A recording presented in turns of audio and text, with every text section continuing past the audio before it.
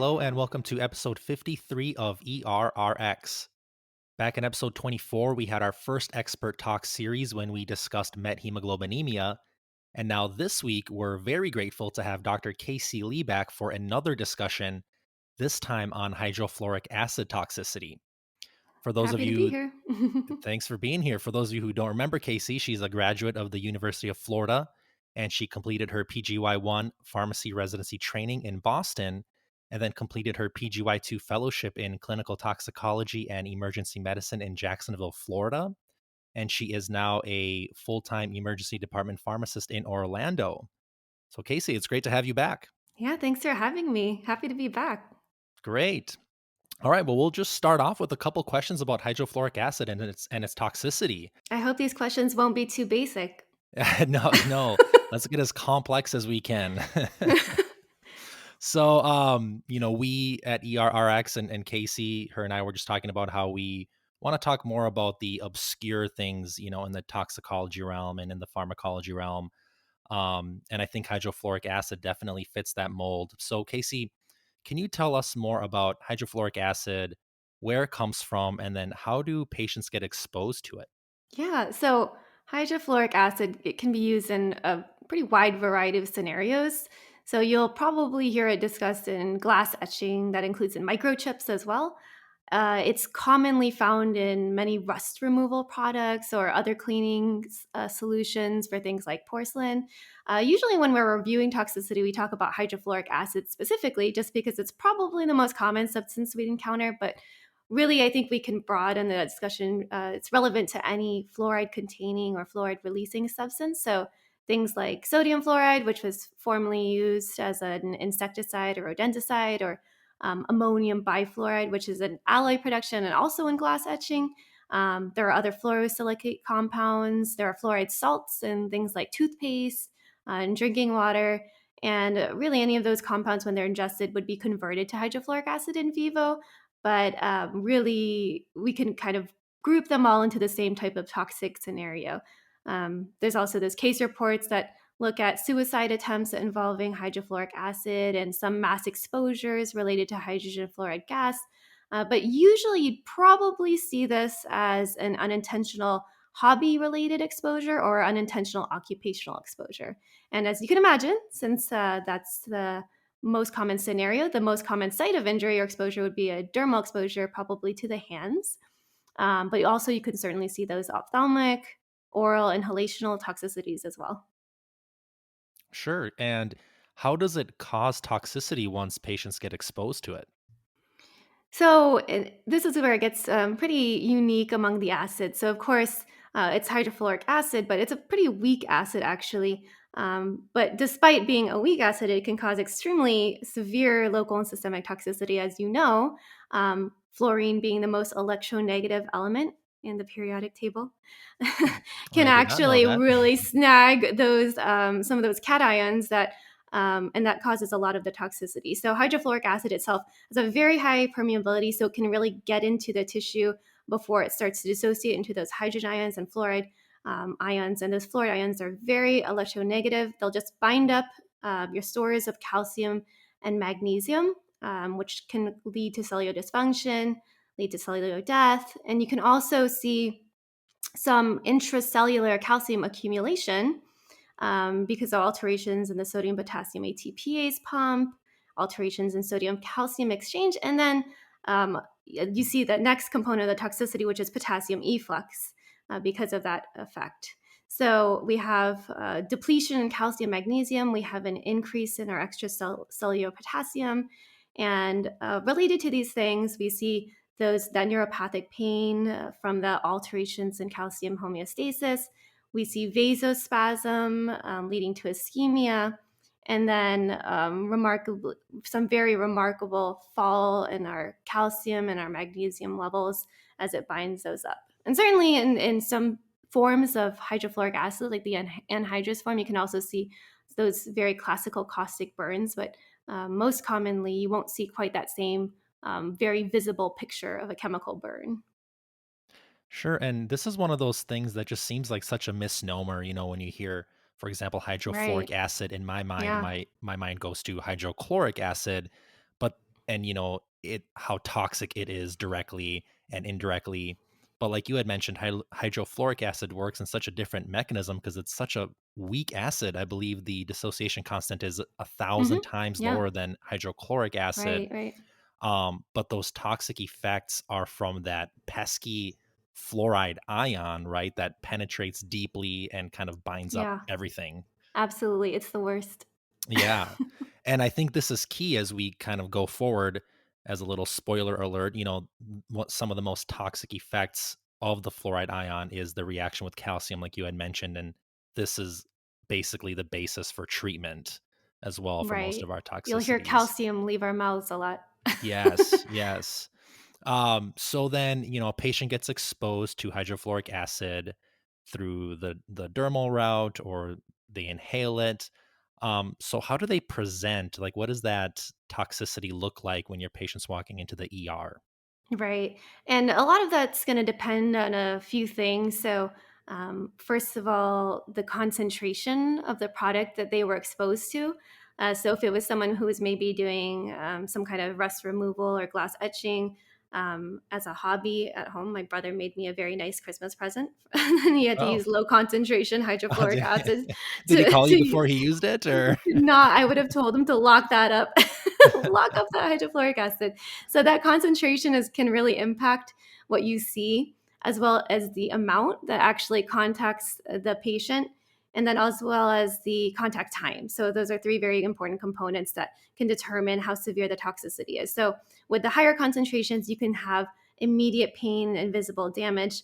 What we probably will most likely encounter is those lower concentrations, what you might call the household strength. And those patients may have some latent hours before they actually start to develop severe pain that can be delayed up to 24 hours in some cases. So, usually that'll appear pretty benign up front, and you'll have this kind of classical pain out of proportion before you start to see maybe some blanching or white discoloration as you have some of those calcium complex precipitate formation happen.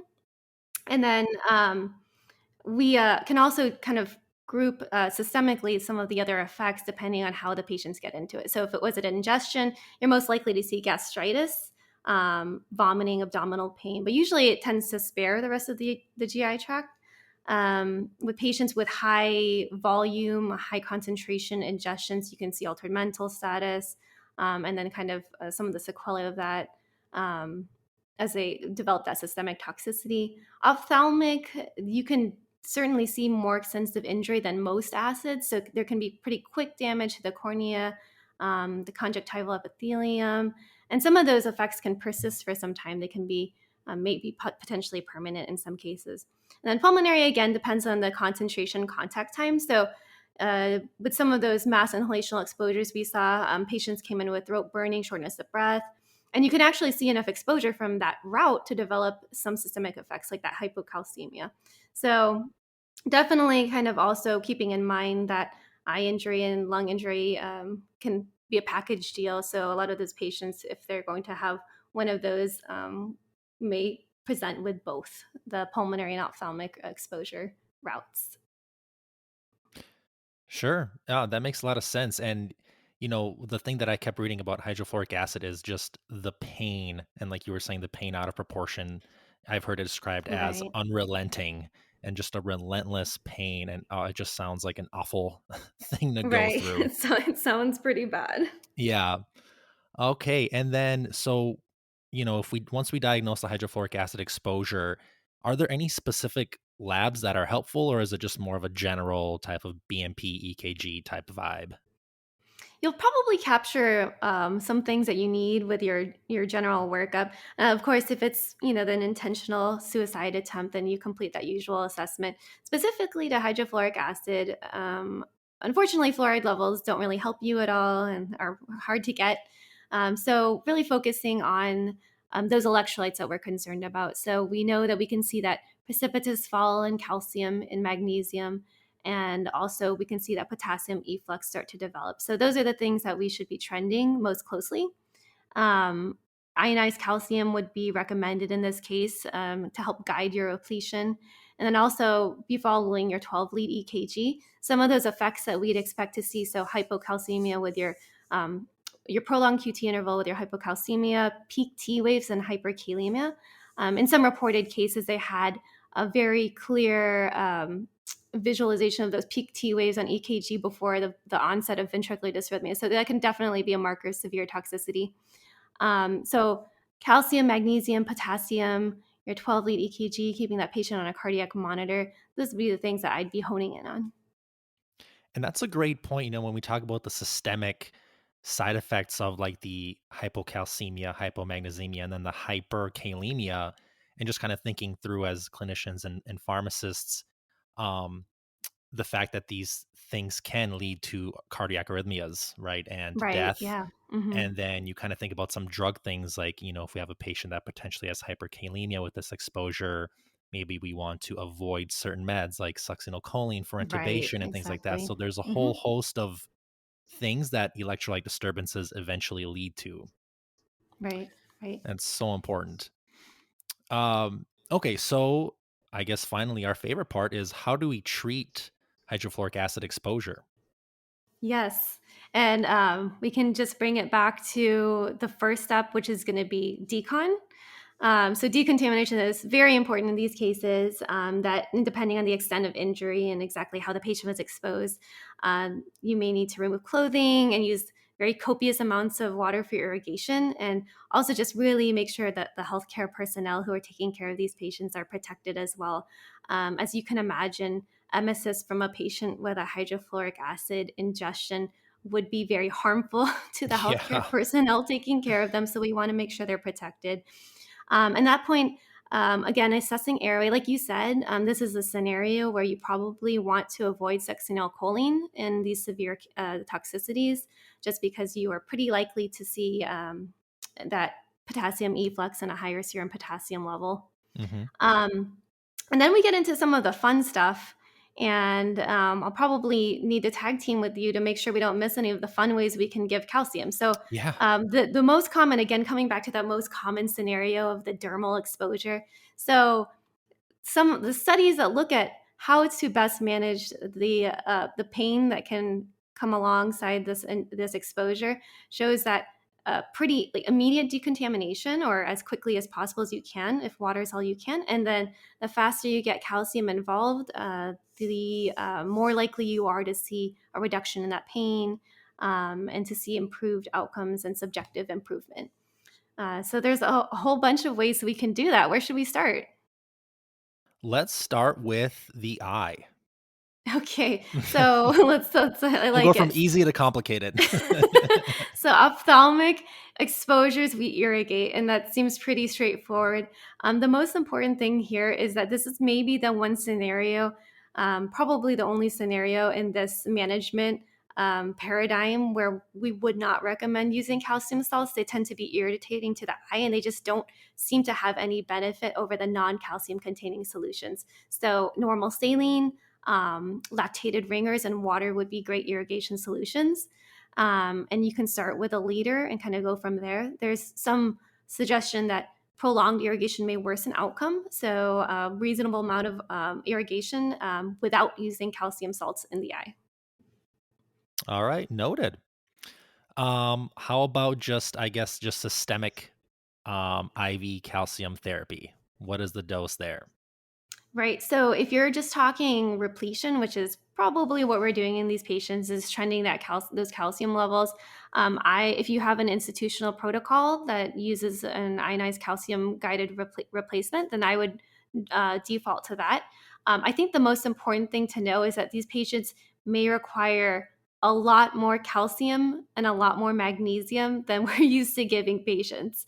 And impressively, that amount of magnesium calcium when we give it to patients with hydrofluoric acid systemic toxicity really doesn't result in any kind of hypercalcemia or hypermagnesiemic picture, probably because of that total body depletion. And most of these patients tend to be younger and have okay kidneys and can excrete that calcium magnesium over time. If you need to, you can also dialyze these patients in very severe poisoning. You will pull off fluoride ions through hemodialysis. Okay. How about if some of it gets inhaled? Can we nebulize any type of calcium solution, anything like that? Definitely. Inhalational exposures respond very well to nebulized calcium gluconate.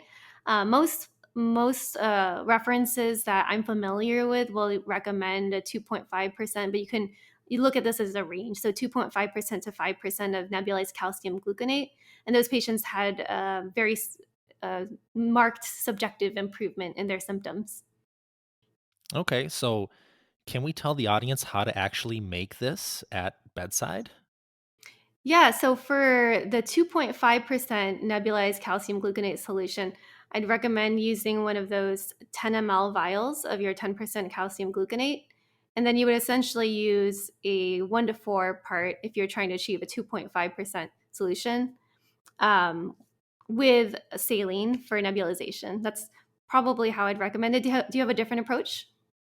No, I mean, my approaches come from basically just any literature, um, blog posts, textbooks. And yeah, it's basically the same thing. I think I found one recipe that specifically said you can add 1.5 mils of a 10% calcium gluconate solution to 4.5 mils of sterile water or normal saline. And that gives you, like you said, a 2.5% solution. Or Right. you can take 1 mil of that same 10% calcium gluconate solution, dilute it with 3 mils of your chosen fluid, typically NS or sterile water. And that again gives you a 2.5% solution, There which you you can go. just Yeah. put in that neb chamber and just let it ride. Right. Yeah. This is a Yeah, great opportunity to get your pharmacist involved. Do some math. absolutely. And as we know, emergent math is a lot harder than sitting at home on your kitchen table and doing math. Absolutely. So I like Sh to have all these numbers out on the airwaves so people can kind of jot them down or just kind of, remember them for the next time they might see this. Right. Um, what about a subcutaneous route? Subcutaneous injection is certainly an option. I think that probably is a little bit less popular than some of the direct topical routes, Okay. and then some other routes, including intraarterial. It's not a route that I've had to recommend personally. I've managed to achieve success with the others. hmm Any experience on your end with intradermal or I have subcutaneous? I have never given it that way either, but there's some great once again references out there that you would just take a 5 to 10% calcium gluconate solution using a 27 to 30 gauge needle, and then just kind of surrounding the area of exposure. But there's certain limits to how much you should give subcutaneously. So one Mhm. one reference said half a mil per digit or 1 mil Right, per right. centimeter squared, and that you can repeat that every hour or two. But I have not seen this done. Yeah, this is probably a less typical route of administration, I'd say, compared to the other ones that we've got Okay. on our list. Yeah. Well, let's talk about a very typical route, which is the topical route. Yes, a typical topical route. Yes. So there is a commercially available gel that I don't think most people carry, and you can certainly compound your own similar percentage gel. So what we're aiming to achieve here is 2.5%. So there's a few ways to do that. You could take 35 milliliters of that same 10% calcium gluconate solution and then add that to 5 ounces of something like Surgilube, KY jelly, and then really can also use calcium carbonate tablets even by crushing those. So 7 of those 500 milligram crushed calcium gluconate tablets combined with the same amount of diluent would also help you achieve your 2.5% solution. And then after you do this, you can either directly apply it or what most people, and one of the popular ways to do this is to actually put it into a sterile surgical glove and then place that patient directly on the patient's hand and just let it sit. You can see pretty impressive relief with this method, and definitely that's how we kind of titrate our treatment is by working off the patient's subjective reports of pain improvement. Yeah, and like you said, there's just so many different ways to get your solution that you want. And so I'll post a couple of these different, column recipes onto the website and onto the Instagram page, just so people get an idea of how to make these solutions, either using calcium gluconate solution, or crushing up Tums tablets, which is actually what we would do at my site, is we would crush up 20 tabs of Tums and add that to about 5 ounces of some type of Surgilube or KY jelly, any type of water soluble lubricant. Mhm. And that will also get you to about 2.5%. Right. Yeah.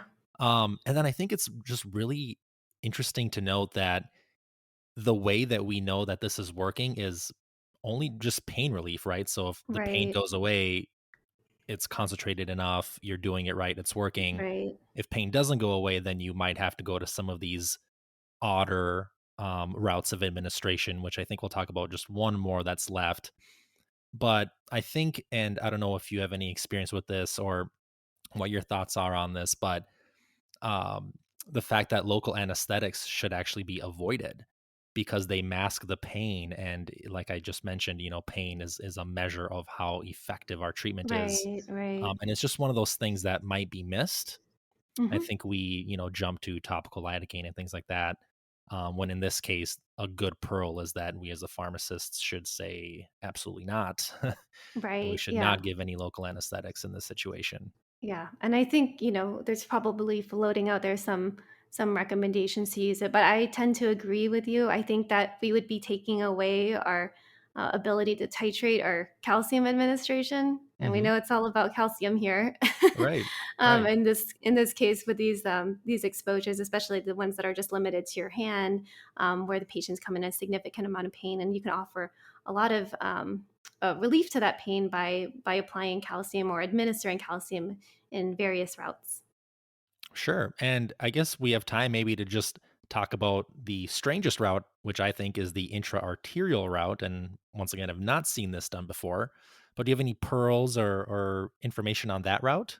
Right, yeah. So this one I think is pretty interesting. It's nice to have the option here when you can't really do good local injections. For example, if someone were to be considering going back to your intradermal route question, so if you're in an area where you can't deliver a lot of volume into the affected tissue, provides a nice option. So a nice alternative option. We can deliver calcium directly to the affected tissue from the proximal artery.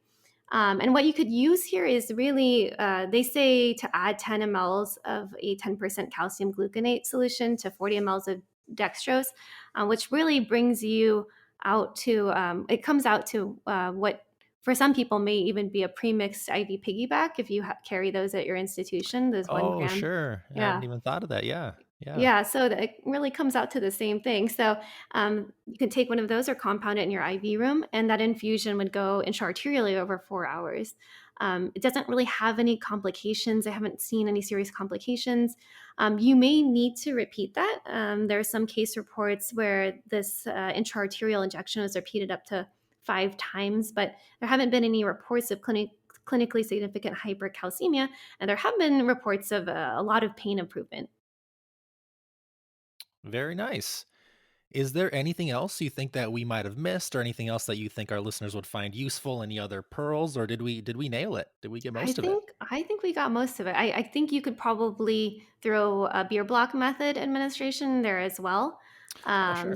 That'll come up for sure when you're having these discussions. That also has an effect that tends to last for several hours with no adverse effects. Um, and the biggest thing to know, and we kind of touched on this, is that some of these digital exposures, these hand exposures, you may see recurrent pain and you may need to reapply some of these topical products or maybe need to repeat some of those injections as well as have good follow up and wound care. Absolutely. Great. Well, Casey, thank you so much for your time. If anybody listening had any points to add or anything that they've seen done that seemed to work well, please don't hesitate to reach out to me on the website or on the Instagram page. Otherwise, we'll see you next week.